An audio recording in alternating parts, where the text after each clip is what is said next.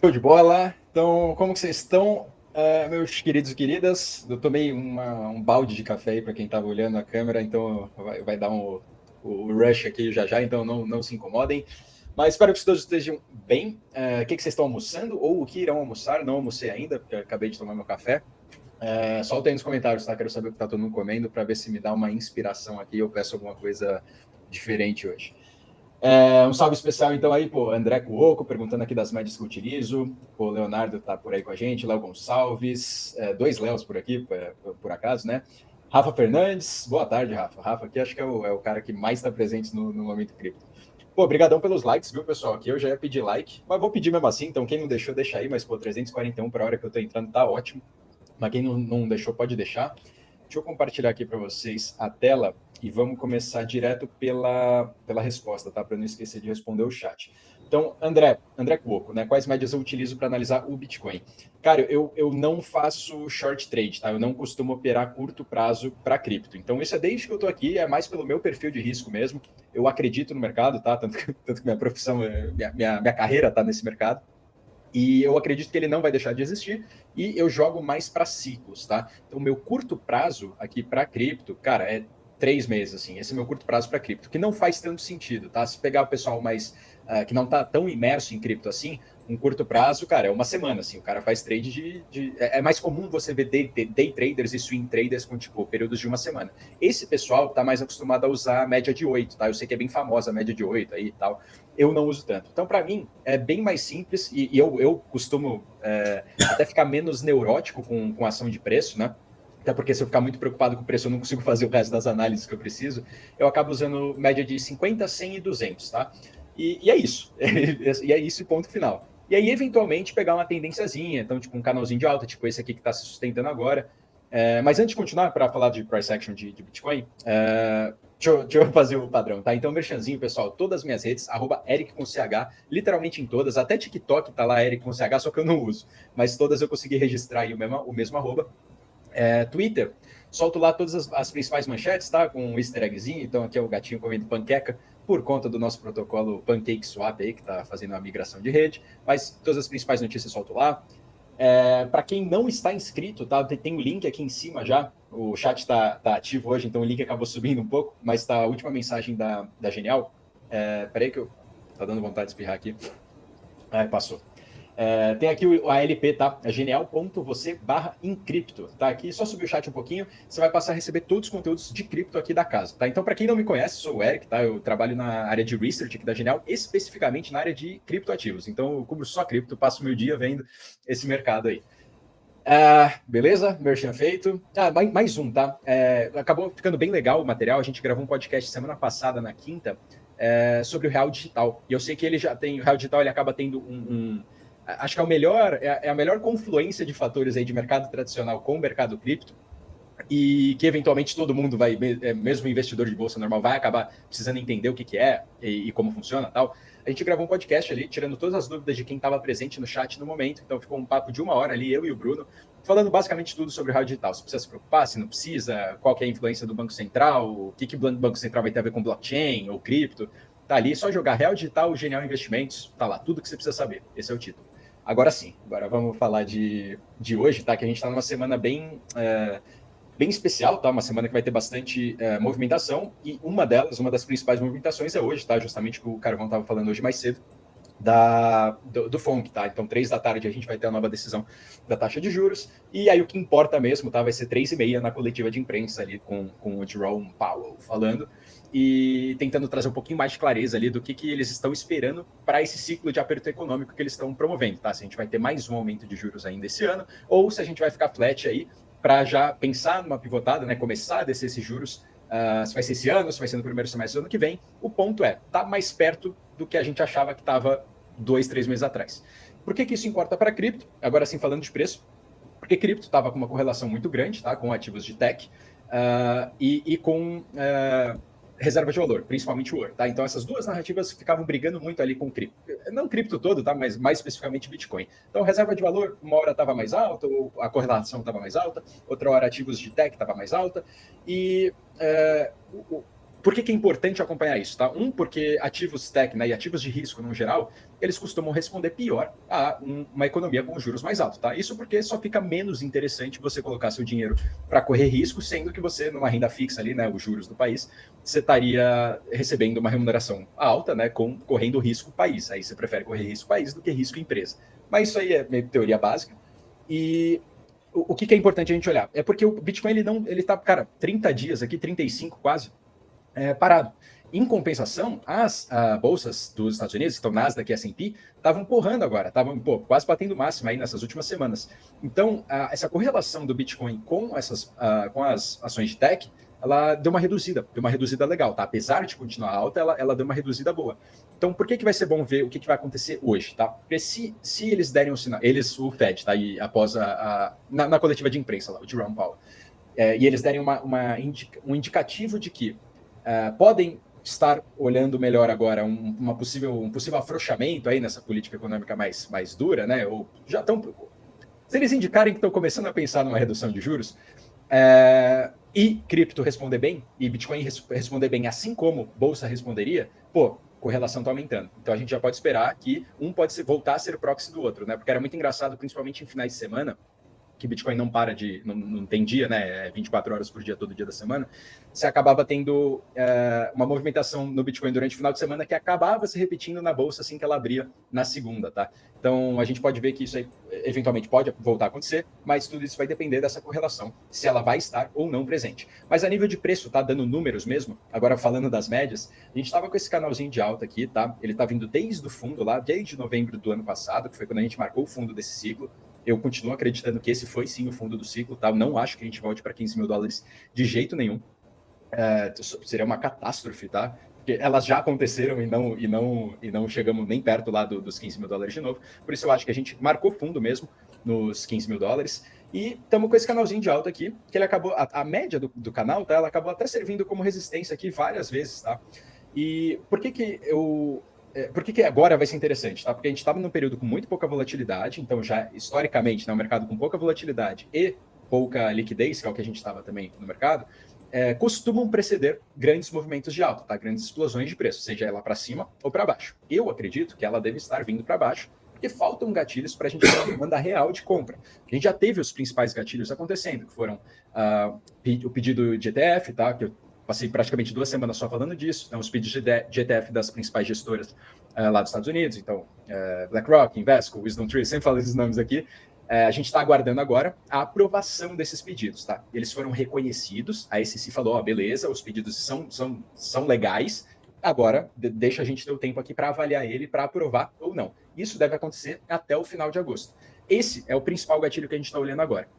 Então, pela redução da correlação de Bitcoin e cripto no geral com os mercados tradicionais, essa semana que vai ter muito dado macro importante, eu não acho que devam fazer tanto preço em cripto. A gente pode acompanhar as tendências, se alguma tendência vai surgir daqui, porém, o principal gatilho para cripto agora são os ETFs de Bitcoin, a resposta que a SEC for dar. E outro gatilho que foi bom, tá? Que foi outra porrada, principalmente para altcoin, foi aí a vitória lá da XRP contra a SEC. Esses foram os 2 principais gatilhos, a gente deu uma mornada depois disso, e agora estamos aqui, tá? A gente perdeu finalmente os 30 mil dólares, que ficou ali por bastante tempo, um mês praticamente, servindo como suporte. Agora aqui a gente já confirmou essa perda, tá? Estamos há 3 dias aí abaixo dele já. Perdemos também a média móvel de 50 períodos, que agora está servindo como resistência. E se a gente vê aqui, o passado não quer dizer que vai acontecer de novo, tá? Mas a linha amarela, tá? Acho que dá para enxergar legal, né? Ela acabou servindo como suporte algumas vezes, quando a gente perdeu ela, enfim, as vezes que a gente perdeu ela acabou servindo como resistência depois, e eu acho que a gente está aqui num período que, quando esses dados macros saírem, se não forem extremamente favoráveis para ativos de risco, a gente deva voltar a testar aqui o canal de baixo, a parte de baixo do canalzinho de alta, que vai coincidir de estar na média, no suporte em 28 mil dólares, que é também o que eu estou falando desde o início do mês, que é o ponto de entrada que eu estou esperando para voltar a me posicionar no Bitcoin por conta desses 28 mil dólares. Perdendo esses 28, o que não é impossível, tá? Eu acho difícil, mas não é impossível. Perdendo os 28 mil dólares, aí sim, 25 seria meu pior caso aqui, tá? Porque aí a gente já teria perdido também a média móvel de 200, só que aí perdendo a média móvel de 200, aí o buraco é mais embaixo. Mas visão geral que eu estou tendo pro ano é lateralização com leve queda, tá? Por falta de demanda. Se os ETFs forem aprovados, aí sim a gente pode ter mais um gásinho aqui para tentar sustentar o preço perto dos 31, 32 mil dólares. Fora isso, rapaziada, é mercado morno, é mercado para começar a aumentar a posição. E que é o que eu estou fazendo, tá? Isso é o que eu estou fazendo na minha pessoa física, é isso aí que eu estou fazendo, mirando final do primeiro semestre do ano que vem. Aí é o meu lado mais otimista falando aqui, tá? Não tem nenhuma comprovação nem justificativa para isso. Eu só acredito que a gente vai ter muitos fatores, sejam eles aprovações de ETF, final do primeiro semestre do ano que vem. Já acredito que a gente vai ter tido a primeira redução de juros lá nos Estados Unidos, e aí sim a gente vai ter uma economia mundial voltando a olhar com mais carinho para ativos de risco. E cripto, ao meu ver, vai ser um desses mercados que vai se beneficiar bastante disso. E para a cerejinha do bolo ali, tá, é o halving do Bitcoin em abril, tá? Deve acontecer ali por meados de abril. Halving do Bitcoin não deve fazer preço, tá? Não deveria fazer sozinho o preço, porque a inflação do Bitcoin já é muito pequena, tá? Tá em coisa de 1,5%, sei lá, alguma coisa assim. Você, cara, cortar isso pela metade para 0,75, cara, vai influenciar em absolutamente nada. Porém, o mercado gosta dessa narrativa, gosta de falar que o halving, não sei o quê, vai ficar mais escasso. Cara, só vai ser a cerejinha do bolo ali para toda uma confluência de fatores que estão, ao meu ver, ajudando o mercado cripto aqui para esse horizonte de 1 ano, 1 ano e meio, 2 anos, para um próximo bull market um pouco mais estabelecido, beleza? Nível de preço é isso que eu estou de olho. Deixa eu ver se tiver alguém. Eu estou comendo dólar, Léo. Gostei. Meu primeiro dia aqui, aula de opções, pô, vocês estão com um excelente professor de opções. E se eu fiz um estudo sobre Bitcoin Cash, qual a perspectiva do ativo? Cara, o Bitcoin Cash ele surgiu ali como alternativa do Bitcoin quando começou a ter uma discussão sobre o tamanho do bloco, tá, do Bitcoin. Então, para quem a breve teoriazinha aqui como funciona a blockchain, tá? Blockchain é o nome, né? Blockchain, a tradução é uma corrente de blocos, é literalmente isso. São blocos de informação. Só que essa informação ocupa espaço, né? E esses blocos ele tem um tamanho limitado.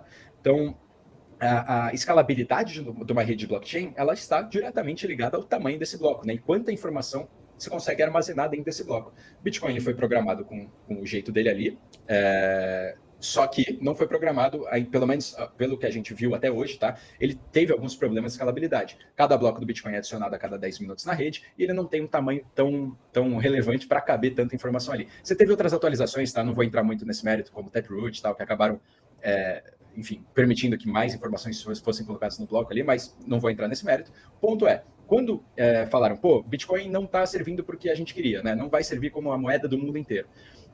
Vamos forcar, vamos criar o Bitcoin melhor. E aí criaram o Bitcoin Cash, que ele é só um Bitcoin mais rápido. Ele é mais rápido porque tem mais espaço de bloco. É basicamente isso. Mas não vingou, tá? Não vingou. Ele segue lá, segue existindo. Não acredito que tenha demanda real, porque o valor real do Bitcoin está ali na segurança da rede dele, e a segurança deriva ali do número de nodes, né? O número de... Como que eu traduzo? Caraca. Fiquei só com a palavra em inglês na cabeça, cara, peraí. Enfim, o número de computadores, tá? Mineradores, tá? Veio agora. O número de mineradores que tem na rede, ou seja, quanto mais pessoas têm máquinas colocando ali, né, girando energia para resolver os desafios matemáticos ali, para ganhar os bitcoins do próximo bloco, é isso que dá o valor para o Bitcoin. É porque isso tem muita gente fazendo isso, é muita energia gasta, e para você tentar fraudar essa rede seria extremamente caro, porque tem muita gente fazendo de uma maneira legal. Então, se você sozinho quiser fraudar, você precisa controlar 50% da rede mais um, né?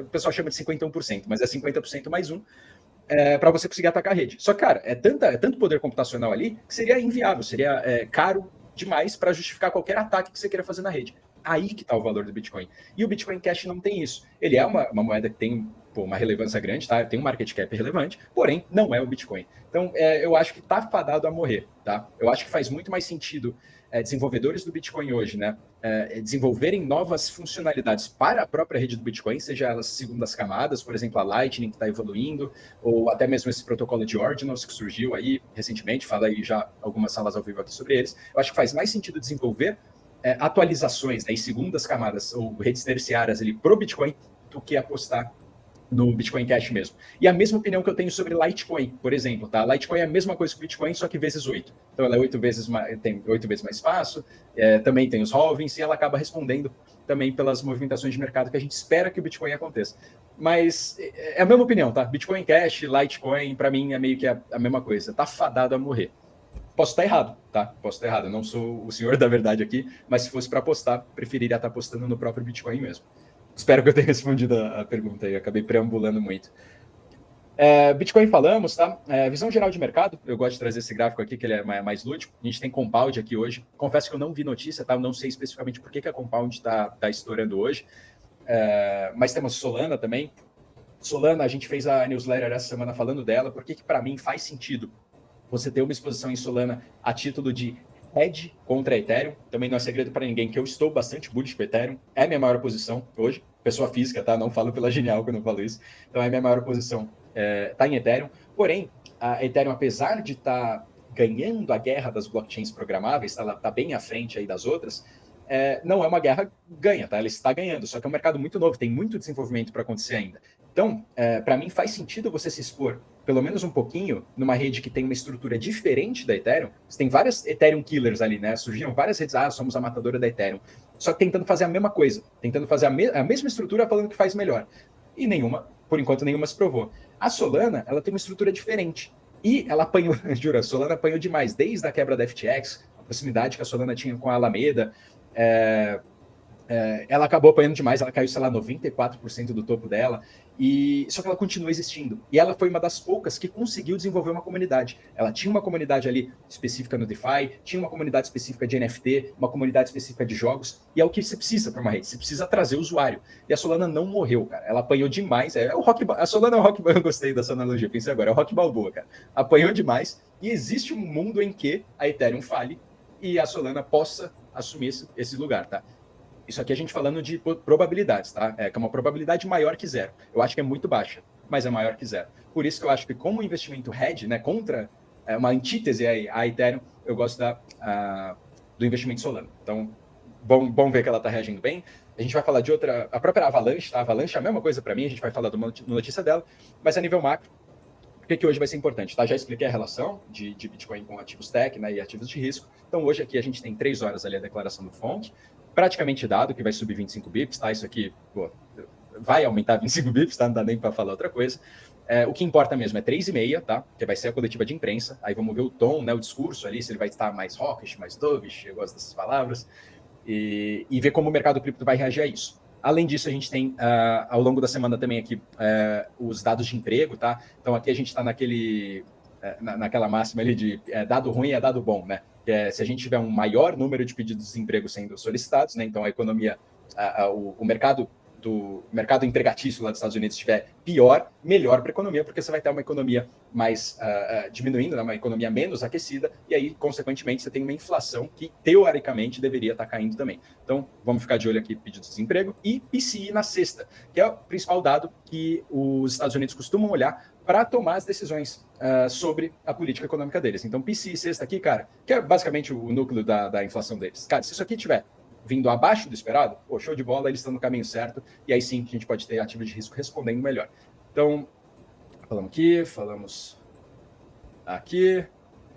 Tá, esse aqui é interessante, cara, eu trouxe para vocês, que até esqueci que eu tinha separado isso. Essa aqui é a Glassnode, tá? É um site de análise de dados on-chain. E por que eu acho que a gente está num nível bom, tá? Num período bom de exposição a cripto, tá? Para quem quiser se expor. Isso aqui é o gráfico de número de bitcoins, tá? O percentual de bitcoins, e esse aqui é o percentual de Ethereum, tá? O Bitcoin é laranja, Ethereum é azul, nas corretoras. E assim como eu disse ontem, que a gente tinha uma movimentação de baleias, né? Baleias é o pessoal que tem bastante capital, tá? Baleias de Bitcoin movendo bitcoins para as corretoras. Esse movimento costuma acontecer por quê? Por que você mandaria seu Bitcoin para a corretora? Porque você quer vender, tá? Dificilmente você manda para a corretora, não tem outro motivo. Você está mandando lá porque eventualmente você quer vender. Só que você quer vender agora, porque você acha que vai cair, ou você está mandando lá para antecipar um movimento que você sabe que vai acontecer, né? Vai ter uma alta, só que seu Bitcoin já está lá na corretora e aí você consegue vender depois.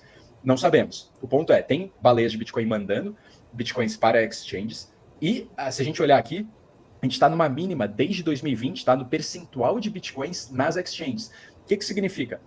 Tem muito pouco Bitcoin na exchange. Então, se você quiser comprar de lá, a chance, né? Se muita gente quiser comprar, a chance de você ter um supply squeeze, né? Você ter uma demanda fixa, né? Ou crescente, com o supply caindo, né? O supply está caindo aqui, a chance de você ter um disparo de preço é mais alta. Então, tanto o Bitcoin quanto o Ethereum, e especificamente no caso do Ethereum aqui, que, cara, a gente está na coisa de 12% aqui, 10% está arredondando nos dois. 10% do supply todo de Bitcoin e de Ethereum estão nas corretoras. É muito pouco. Especificamente no Ethereum, esse aqui é o gráfico que analisa basicamente o estado da rede da Ethereum depois que ela passou para Proof of Stake.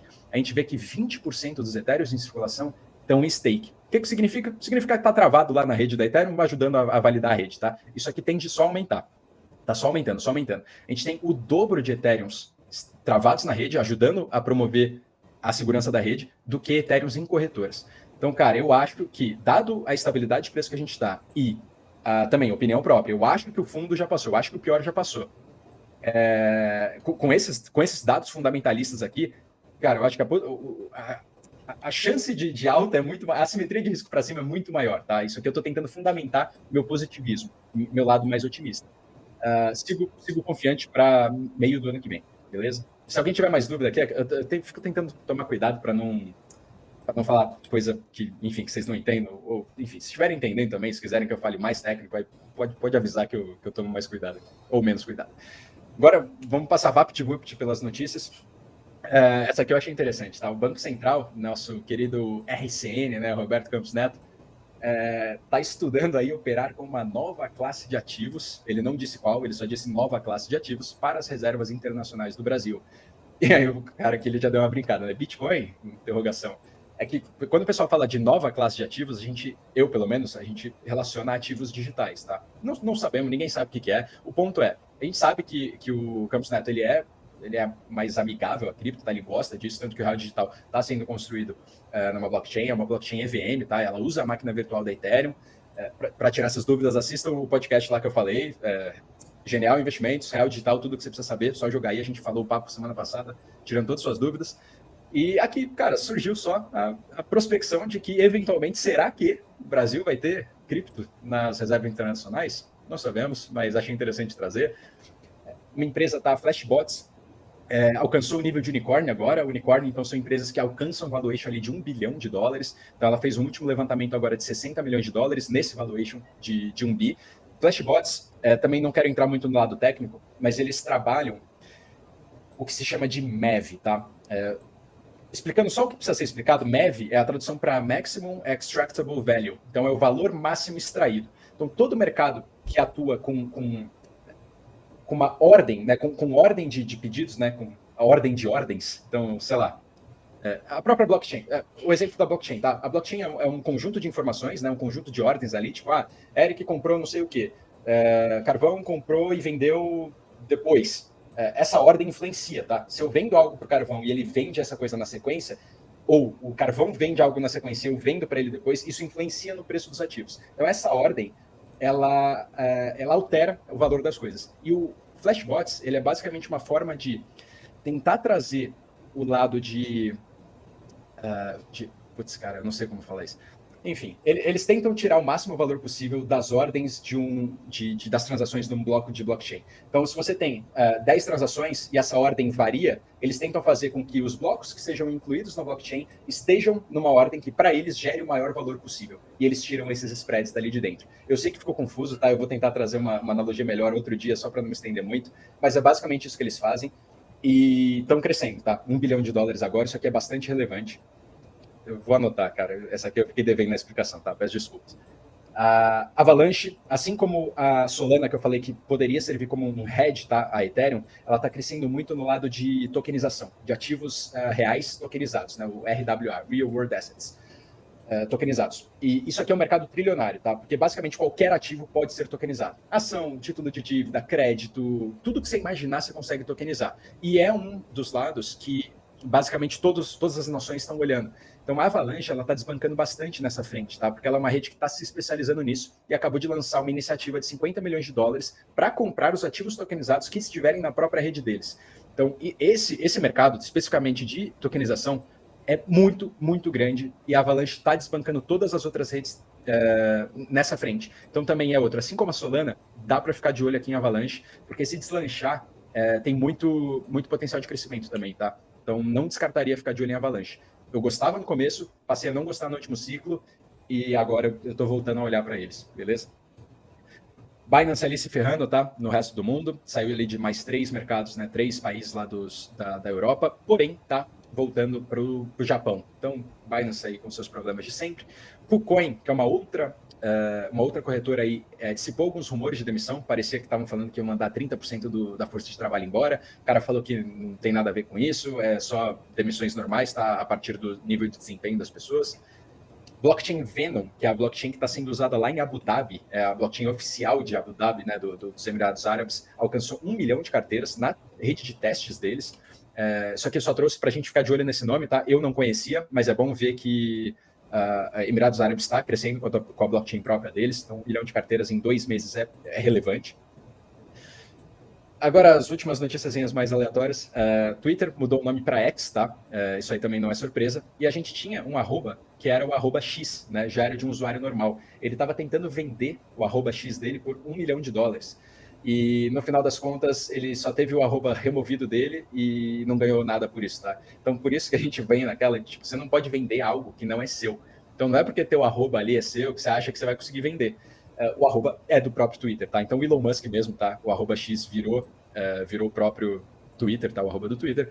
E é por isso que a tese de descentralização e de propriedade digital dos seus ativos começa a fazer sentido. Esse cara aqui, ele deve ter ficado bem triste, tá? Achando que ia acordar com $1 milhão, acordou sem o arroba e sem o dinheiro. Reddit, para quem conhece, é um dos maiores fóruns da internet.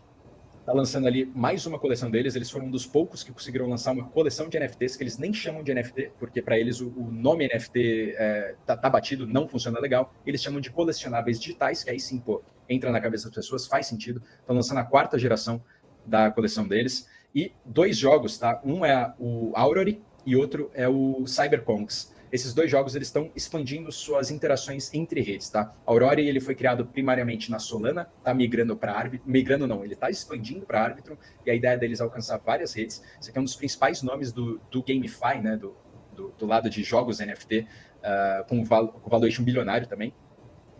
Aliás, bilionário não, centenas de milhões, tá? Bilionário não. E Cyberpunks também é uma coleção de NFTs que está lançando o próprio jogo deles agora na rede da Ronin. A Ronin é a rede do Axie Infinity. Axie Infinity, aquele jogo que trouxe toda a narrativa de jogos NFTs aí. Pô, ano passado, retrasado, só se falava nisso. E, enfim, crescimento de jogos. Sou bastante bullish nos jogos. Reddit aí também bem bacana. E, pô, falei demais, o café bateu. Tá entregue em boas mãos aí com o Heitor, pessoal.